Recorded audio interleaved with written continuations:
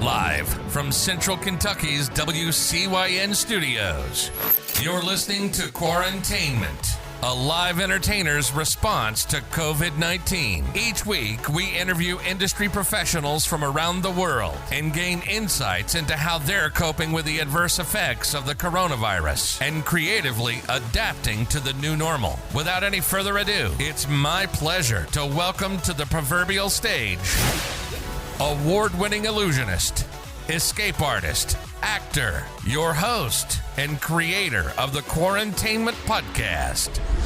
This is Reed Masterson.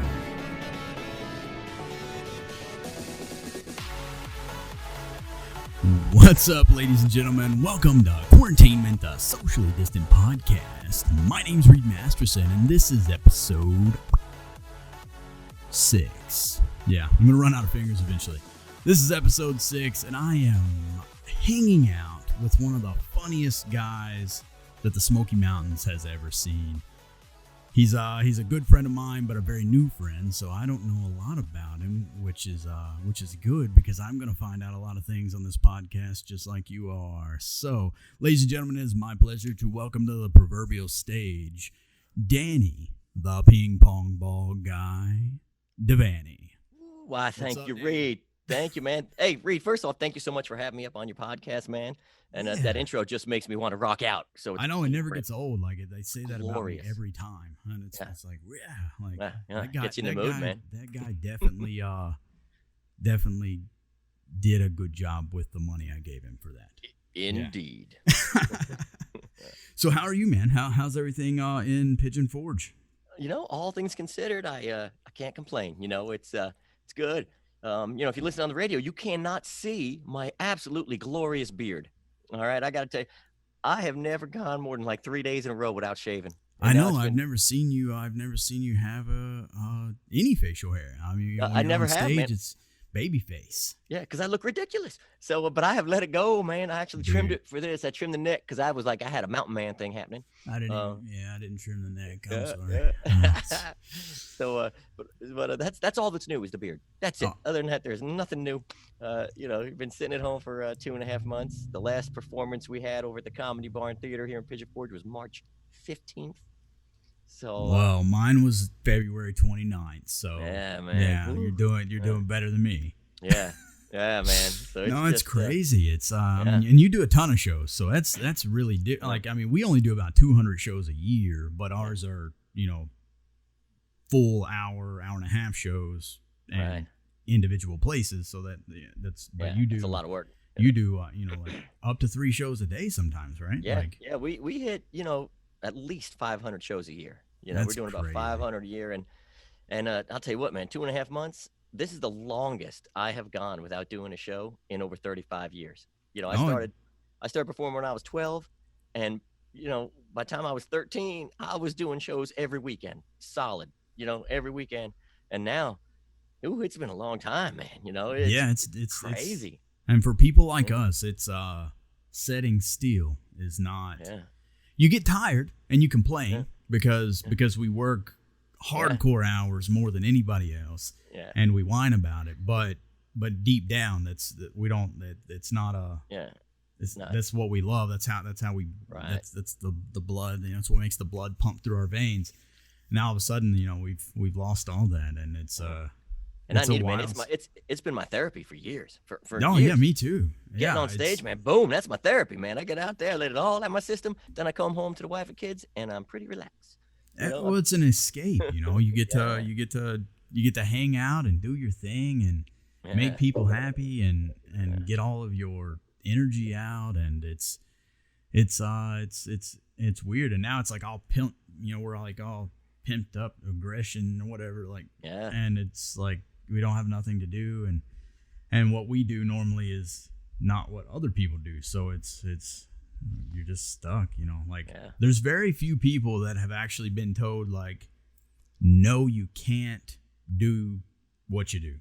You can't do it and I'm not I don't mean this in a negative way, towards or make it. I don't want to put off that other people have got it easy, but restaurants were well, if you can do curbside delivery, do it. If you can stay open, like all these, like a lot of people have more options. Still very hard for all these people because it's this crazy world. But for us, it's like, I mean, you can do virtual shows, but like it's and getting the virtual shows, it's not like we just have people that knock on our door every day to get virtual shows, or like it's so now you got to convert everything over, and you all don't have that option anyways because you work as an employee entertainer. I work as a private contractor type deal, so it's.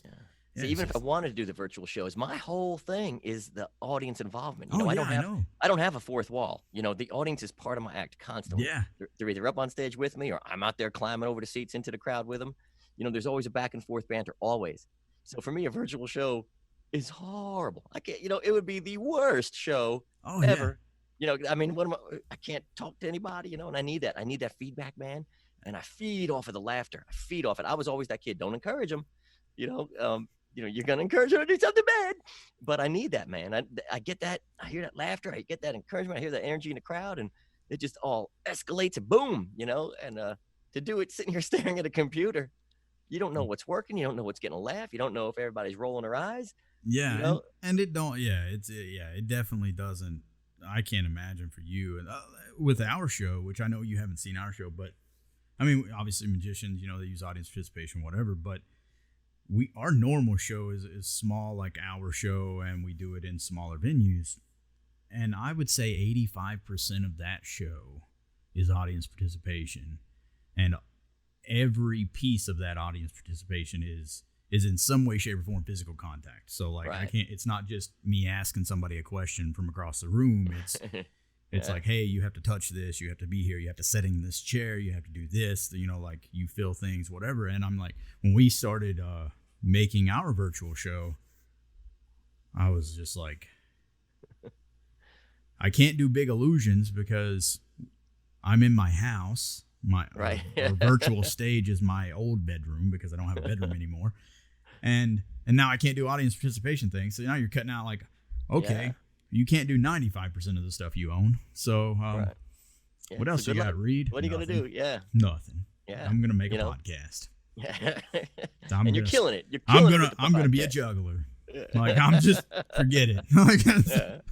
So okay, Denny. Well, for those I hope a lot of people that have seen you over the years get to watch this, and but a lot of my fans, a lot of the people that are following us, unless they've been in Pigeon Forge, most likely have no clue who you are. So you're Danny Devaney.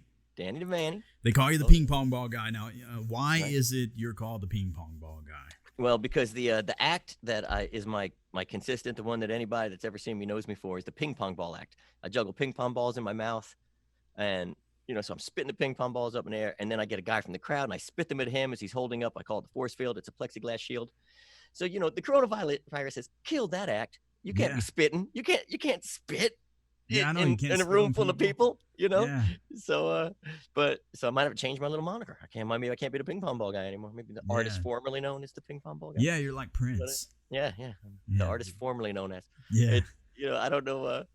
But that's what I've been doing for a long time. But here I've been at the Comedy Barn Theater in Pigeon Forge for 8 years, and the ping pong ball act, man. If I try to take it out of the show, if I try to do a different act, intermission, I am flooded with guests being like, aren't you gonna do the ping pong ball act? I brought my cousin here to see the ping pong ball act. It's like that's the one act. Like I've been there 10 times. I think, and every time you haven't been there, I'm like, man, where's Danny? Like, you must come Friday nights. Traditionally I've been off Friday nights. Well, we met through Niels. Yep. So our good buddy Niels. You've been working with him for the past 3 years, and that's how awesome guy, man. Awesome guy, incredibly talented, man. Love him to death. He's incredibly talented and an incredible person. So absolutely, he's just man. A super genuine dude, and I actually got to spend time with Niels this past weekend. Which was cool. I heard you were going up there and helping him out with. He's opening up at the Amish Country Theater, which is different. Berlin, Ohio. That's a different place. It was nice, but it's just a tiny tourist town in the middle of an Amish community, which is right. just not something I would consider that would be a thing. Right. So there's more horse and buggies than there are cars, especially right now. All you see is horse and buggies. Like, it's all the locals now. 3 cars and 500 horse and buggies, and then Amish people ride bicycles. So like we have Amish here, quite a few. We have like 7 different families or something, and we see horse and buggies, drive past their house, but I've never seen any Amish or Mennonite or anything like that ride bicycles.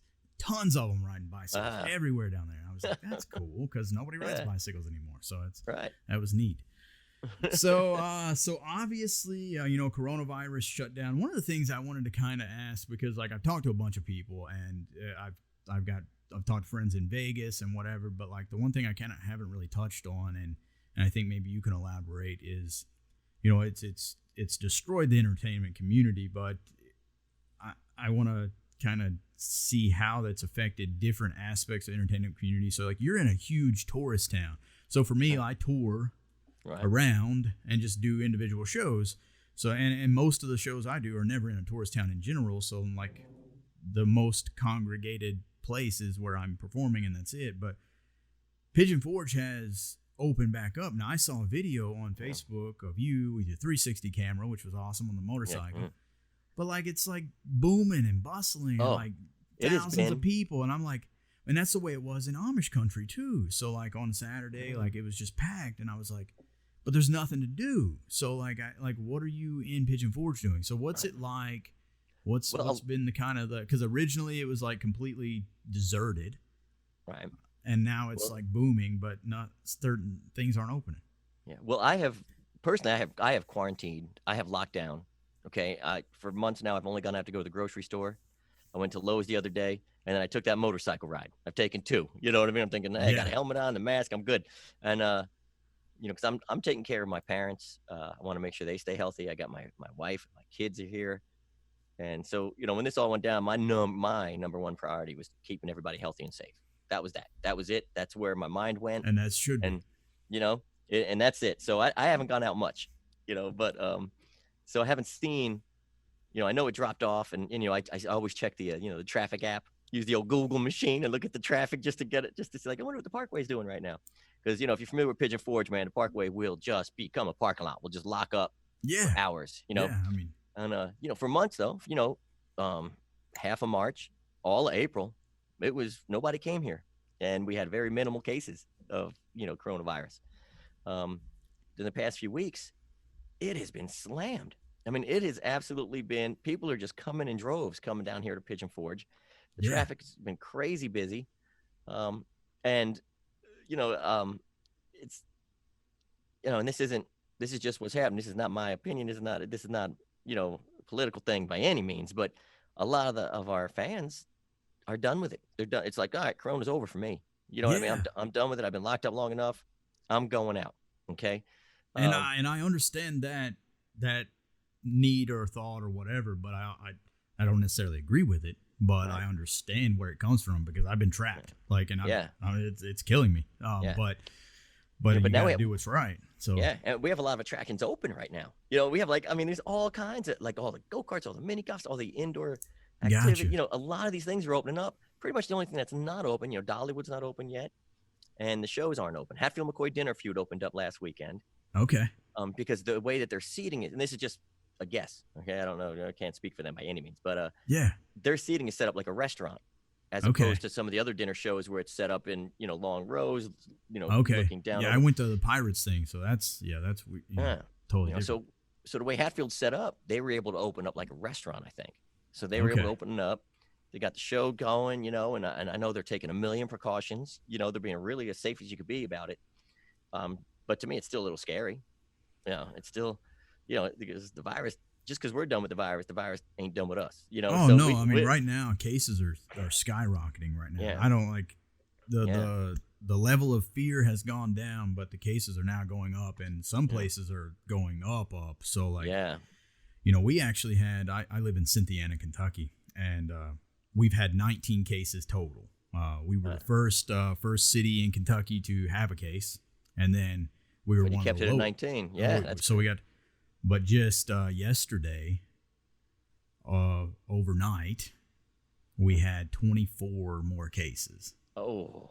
And man. The worst thing about that, and this is what really kills me, they're all in a nursing home. Oh, man.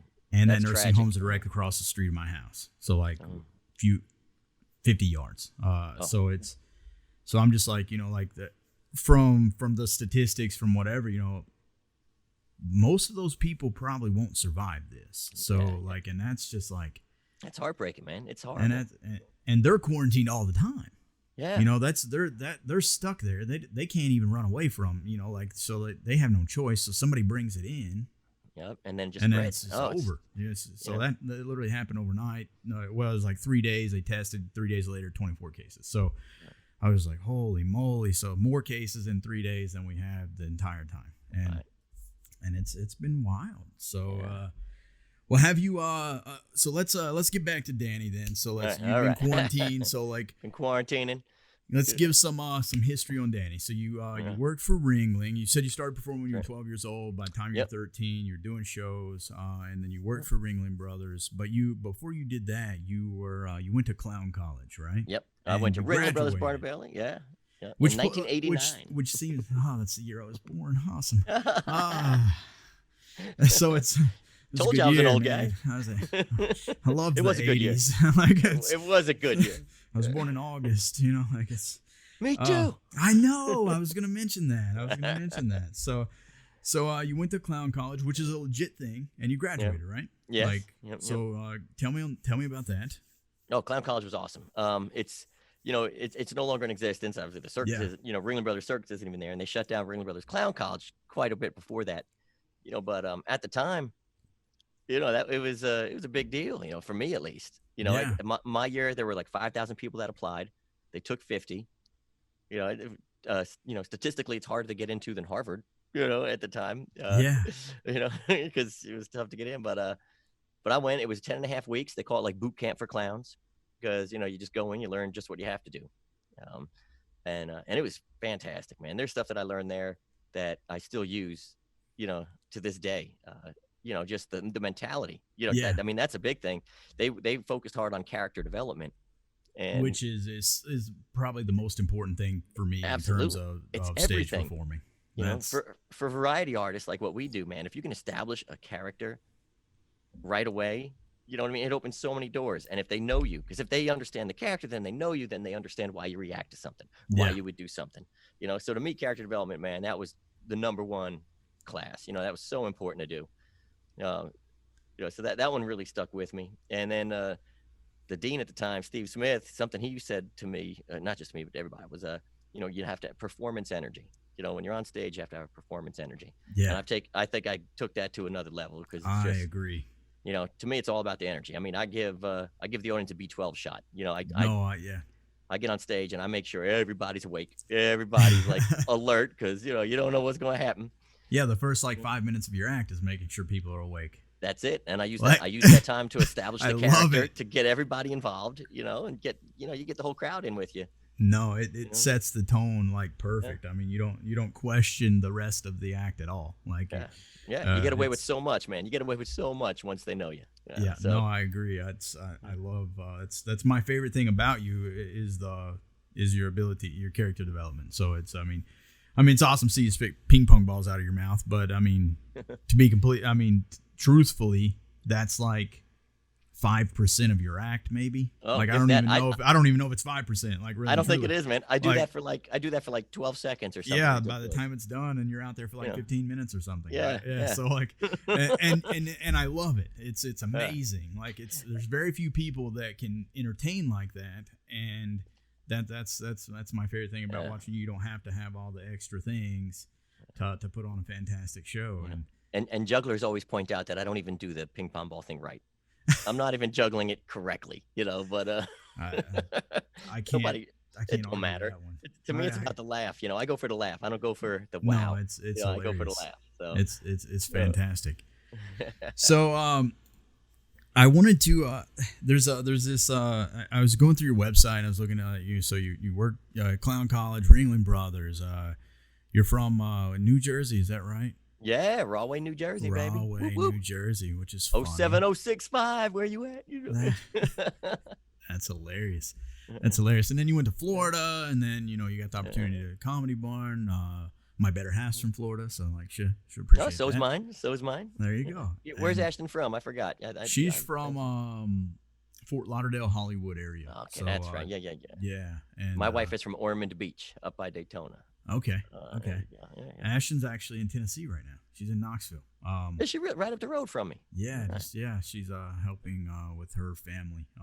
Right there. On. That's where her family lives now. So like they all migrated from Florida to Kentucky, and Tennessee, and then we're still in Kentucky. But so yeah, you've done all these things. You've been at the Comedy Barn for 8 years. 8 years. Yeah. So like that's and what give me an idea of something that you do outside of performing, because one of the things I've realized that very few of us entertainers have hobbies anymore. So it's we don't, and once you're locked down, you're like, oh, what do I do? What is it that I do? Because I don't have. What did I used to do? Yeah.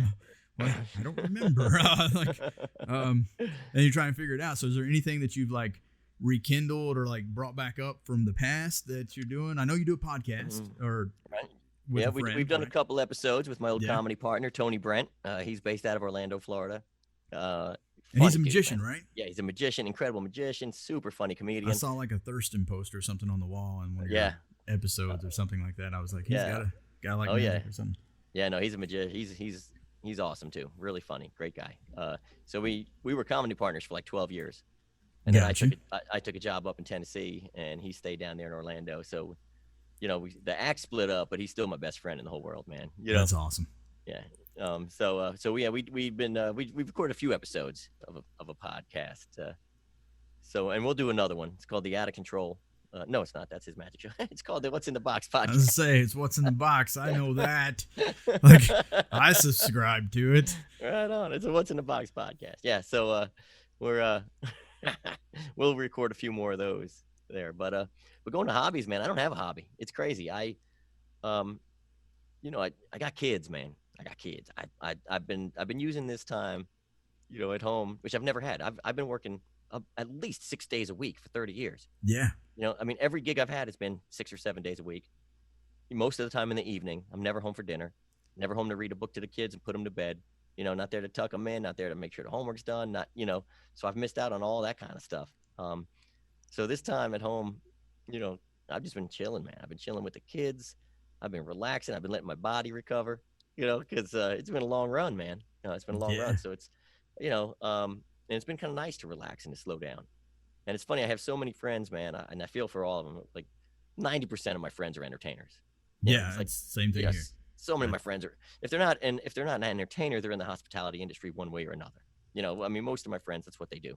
Yeah. And they're all unemployed now, and some of them are so driven. Some of them are working on new acts, and they're coming up with all these videos every single day. They're doing these videos, and they're always, and they're busting their butts, and they're just really killing it. They're doing great things, and they're improving themselves.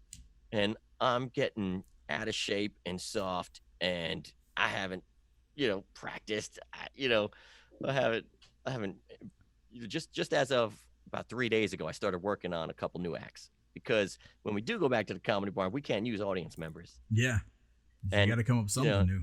I got like 8 acts that are pretty solid that I could do over at the Comedy Barn. Every single one of them involves the audience. So, I've been racking my brain just the past few days trying to figure some stuff out. So I got 2 good ideas. So I got 2 acts that I think will work. But I've had 2.5 months, and I finally started thinking about it 2 days ago.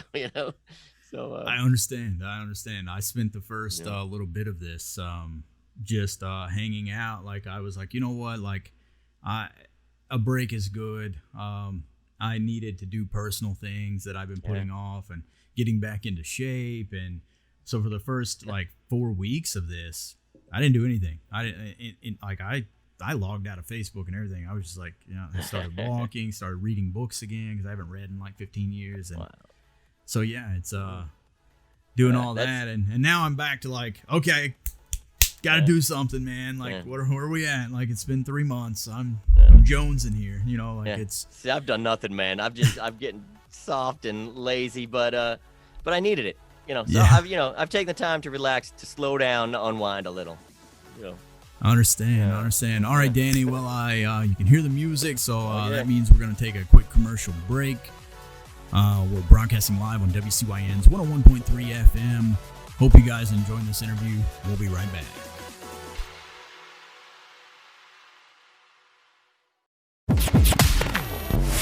And we're back to the Quarantainment Podcast. Here's your host, Reed Masterson. What's up, guys? Welcome back to Quarantainment, the socially distant podcast. I'm hanging out here with my good friend, the hilarious Danny Devaney, straight from Pigeon Forge, Tennessee. Danny. Yes, sir. You ready to do this second half? Let's do it, baby. Let's do it. Let's do it up. All right, for those of you that don't know Danny performs full-time prior to coronavirus at the Comedy Barn in Pigeon Forge, Tennessee. Does around 500 shows a year, and he's known for shooting ping pong balls out of his mouth, which is the craziest. It's freaking hilarious. But there's some things I think that we don't know about Danny. But before we do that, every week we're doing this thing called Ashton Asks. I have to say that slowly because it comes out as a bad word if I don't. So, as you know, Ashton, she records a question that I don't know. I don't know what she said, and I play it, and you answer it. And all right, yeah. So she's actually in Tennessee right now, and just up the street. She recorded this question from. She's actually in Morristown right now. So she was in Knoxville. Now she's in Morristown, which is where her mom lives. So this question comes all the way from Morristown, Tennessee. Here we go. Hey, Danny, I am so excited to have you on this week's podcast. You are such a fun person to be around, and I can't wait until we get to see you again. But until then, I've got 2 questions for you. First off, I know you went to clown college, so I want to know, what is something that you learned at clown college that you still remember to this day that was important to you? And my second question is, you are a master with the ping pong balls, and I want to know how many you can fit in your mouth. Talk to you later. I don't know if it's weird or not, but my better half just wants to know how many balls you can fit in your mouth. Ping pong balls. Yeah. Keep it classy. Yeah. Ping pong balls. Yeah. I can get 3 and still breathe just fine. 4 and it gets pretty uncomfortable quickly. All right? So that's the answer to part 2. All right. Part 1 we vaguely touched on earlier about clown college and what stuck with me. Here's something I didn't learn at clown college, but a moment that stuck with me from clown college. All right. When I was at clown college, I was 17 years old. All right. I was in good shape, skinny, scrawny little dude. Right. I mean, since when I was 17, man, I was like 3 inches shorter than I am now and about 50 pounds lighter. All right. Okay. When I graduated high school, I was a wrestler. I wrestled 121. It was my weight class as a senior in high school. All right. And clown college was only a few months after that season. So I was a little dude. But I was in good shape. I was, pretty strong and all this. So we did trapeze my year at clown college. That was one of the little classes. And one of my favorite moments, man, one of my absolute favorite moments of all time was I caught a somersault on the trapeze. All right. I flew out, did the flip and caught the catcher, and he threw me back to the bar, and I went back and got back up on the landing. And that was a moment that just will always stick with me, a little moment of pride. I did a bunch after that as well. But that very first one, catching that first somersault on trapeze, after only doing it for less than a week, it was pretty awesome, man. So that was a moment from clown college. But like we had talked about earlier, the things that really stuck with me was the character development. Yeah. We had some improv classes also, and so a lot of things that in those improv classes stuck with me too. Just but improv goes along with your character too. That's something I think a lot of people miss out on. When you create a character, it needs to be an extension of yourself. It needs to be something that is natural enough for you, where you can react quickly and do it, but in that character. If you got to think about it, if you got to analyze, okay, how would this character of the ping pong ball guy react to some kid yelling out, "Put it back in your mouth"? It's got to be an extension of yourself. It's got to be a caricature of who you are. So, that's something. It took me a long time to develop that improv ability with me. So it's which I take pride in now because now I'm snappy. So it's I don't have to think about it. You know, I used to rehearse responses. I'm like, okay, well, if I say this one thing, like there's probably 4 things that they're going to say. So here's a response to one of these 4 things. Like I can. Yeah, that didn't always work out, but that's back then. That's how I did it. So I wanted to. You told me a story when we first met, which was August 2nd or August 1st of last year. By the way, your birthday's in August. What day is it? That's right, 18th, August 18th. Yours is the 18th. Niels Dunker's is the 9th. Mine's the 1st. Ashton's the 2nd. It's like I got a good friend named Dan Sperry. I don't know if you know him. He's a magician. His is like August the 5th. See my mentor, Cowboy Mike. His was August 24th. It's like all these August babies. Like we're all entertainers. I don't know what that is. Is it the Leo thing? Are we all Leos, right?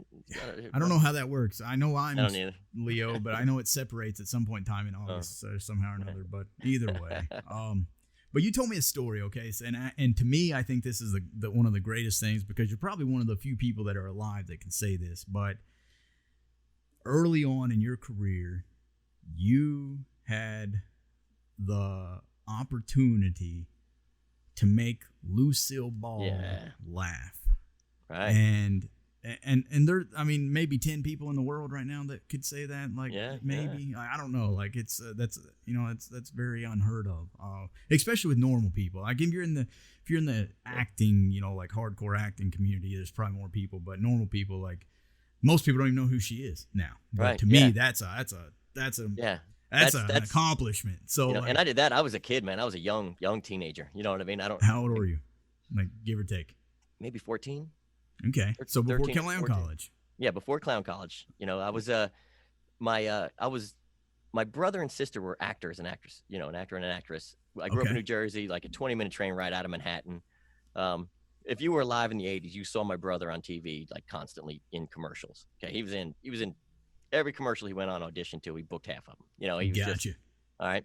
So to keep the manager, my mom was like, my mom and dad were like, hey, sign the other son up too and send him out on some stuff.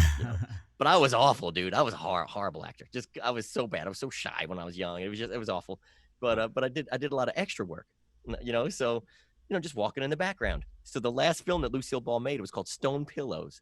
It was a made-for-TV movie. She played a bag lady, and I was an extra on it. And I'm just walking like back and forth, because you'll walk this way, they'll put a jacket on you. You walk this way, so they can use the same person in a couple scenes. So I'm just walking, and I'm in awe of her. I mean, I grew up watching I Love Lucy. That was just same here. When I was little, there was still only 3 channels. Okay, so in the afternoon, not much choices, and but I loved it. It's just always she was just always so funny. So I knew, I was like starstruck, but I was playing it cool, and I'm walking right behind her, dude. I'm like 5 feet behind her, just walking. She's saying her line, and I'm walking, and the director, something was wrong with the lighting or something in the background, so he says, "Cut, everybody, nobody move." So I'm like, how stiff do I have to be? Because I was nervous as hell.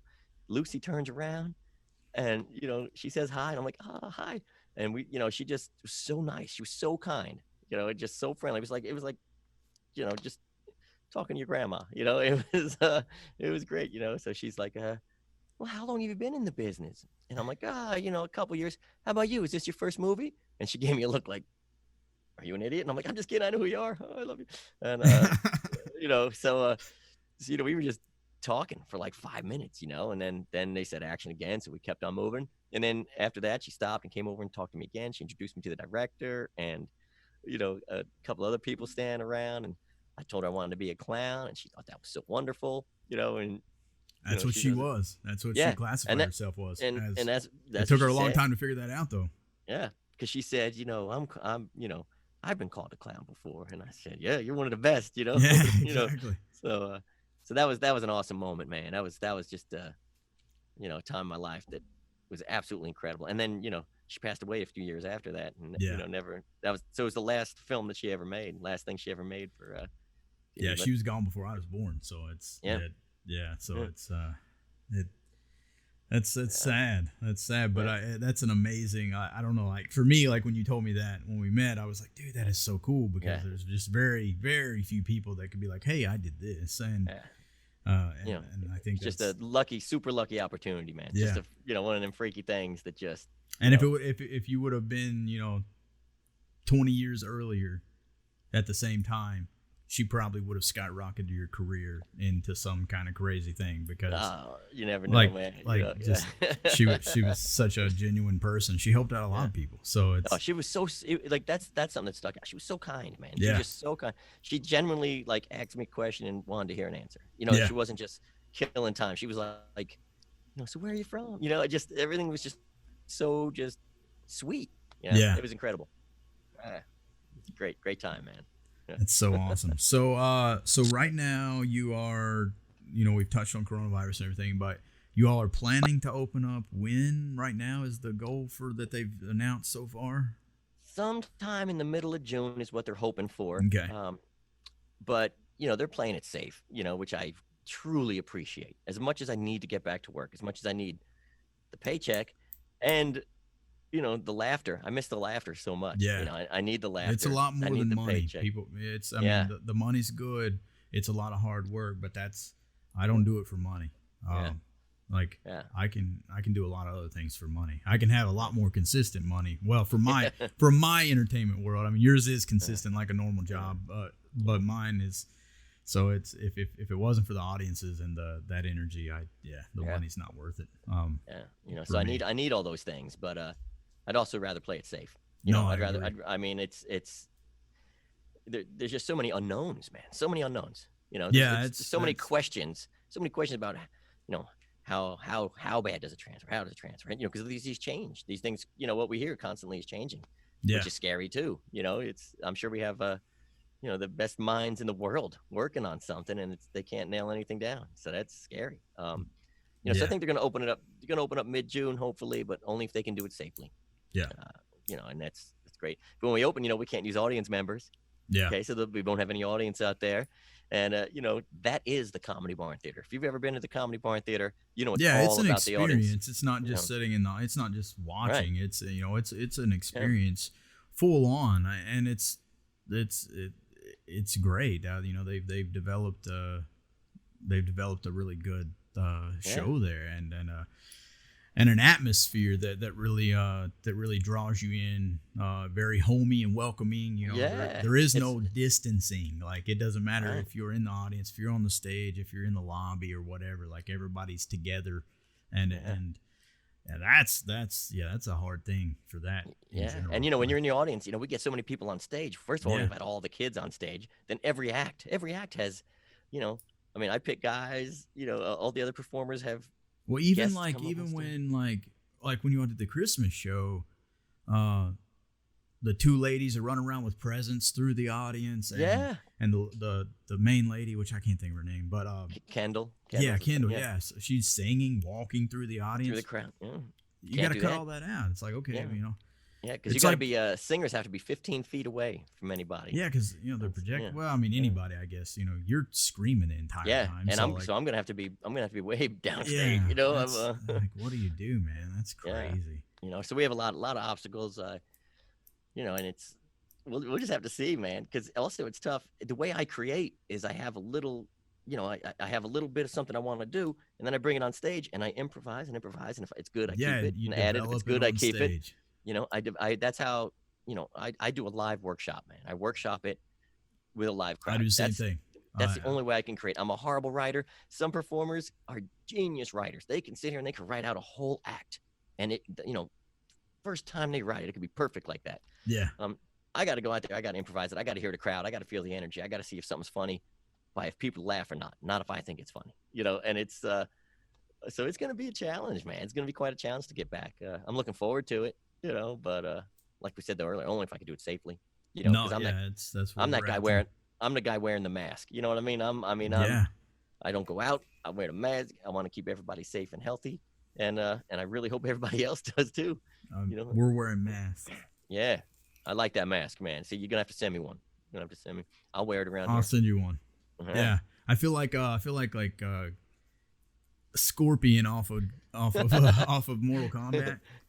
But I think it's funny. It's a funny joke. Like Scorpion shoots that thing out and he grabs you and he's like, over here, and he pulls you. Like, that's what it always says. But now you're wearing masks and you look like Scorpion, but you're like, stay over there. Wait, yeah. You know, like, I think it's so funny. So a little 6-foot thing that pops out of you that stops people from walking towards you. I made a giant 6-foot-long ruler. I got a 6-foot board, and I trimmed it and cut it and edged it, and then I painted it yellow and put all the markings on it, 6 feet long. So I'm going to carry that around and keep everybody back. That's hilarious.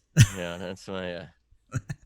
Did you, we know, you know, with Clown College and Ringling and everything, but, like, did you ever want to be a magician? Because, like, I've a lot of people that I've met over the years doing something, you know, they're a juggler now or they're whatever, but they started out doing magic and somehow or another, like, actors, whatever.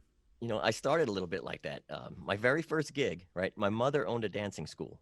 Okay, so when I was a kid, I learned how to tumble. You know, I could do backflips, and you know, I was able to do handstands. I did all this handstand stuff. Then I learned how to juggle. Then I started learning a few little magic tricks. Right? Yeah. And I'm talking, you know, your basic starter off magic tricks, whether it's the coloring book or the breakaway wand or you know, all that kind of, you know, that kind of stuff.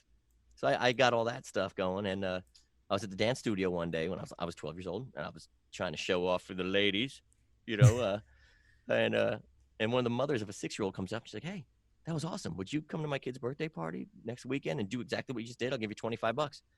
You know, this is like 1983, 84, and $25 for a 12-year-old. I'm like, yeah.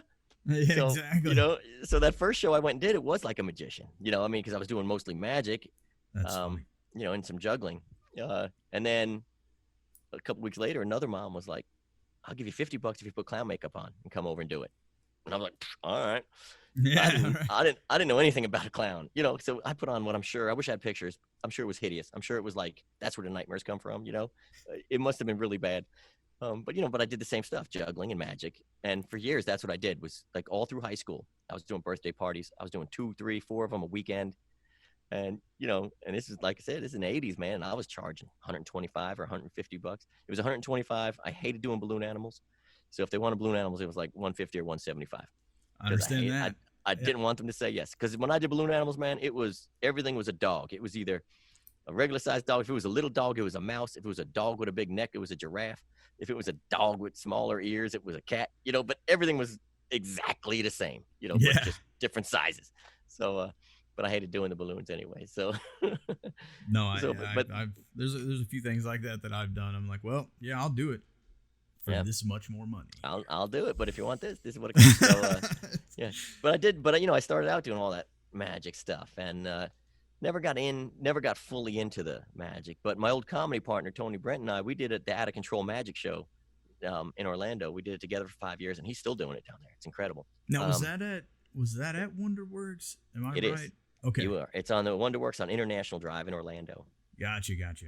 And you know, he's still doing. I mean, not now because of the corona, but he's you know, he's 20 years in that gig, which is wonderful. You know, and you know, but so we did magic together. You know, we did the metamorphosis. You know, the sub trunk together, and you know, I do a straitjacket escape. As a matter of fact, I think I was, as far as I know, it was the first and the only person I think so far to do a straitjacket escape while ziplining. I saw that. I did that over at a Foxfire Mountain over in Gatlinburg, Tennessee, which is it was like the longest, tallest, and fastest zip line in the South. And you know, you go like over 50 miles an hour. I was like 500 feet up, and it was like 1,800 feet long or something crazy like that. Yeah. You know, so that was awesome. I did that. Man, that's been 5 years already. I think 4 or 5 years ago. So, dang. But time flies when you do these things too. Oh, it's crazy, man. Crazy. And the time right now with this, like, I can't keep up. So it's like 3 months, 2 weeks. Today's Monday, or is today Sunday? I don't know. Like, I don't know. Well, you know, what's a calendar? Like, did we need 2020 calendars? Like, that was a waste of paper. I saw a meme on Facebook. They were like, the worst thing I bought in 2020 was a planner or something like that. A 2020 planner or something. I was like, yeah, it makes sense. Like, I mean, we don't have a whole lot of time left. Do you have anything you want to say to anybody, or you know, like, I don't know. I guess we can just you know, I think so many people are really, as it's going on and on, man. So many people are getting down. So many people are getting lonely. So many people are thinking, you know, slipping into depression and all. And I think it's important that we all just do what we got to do, like personally. You know, that's why some performers are out there, they're locked at home and they're improving themselves. They're working so hard. They're learning these new tricks. They're practicing an act. They're developing this and that, or they're building a prop, or they're doing something else. That's not everybody.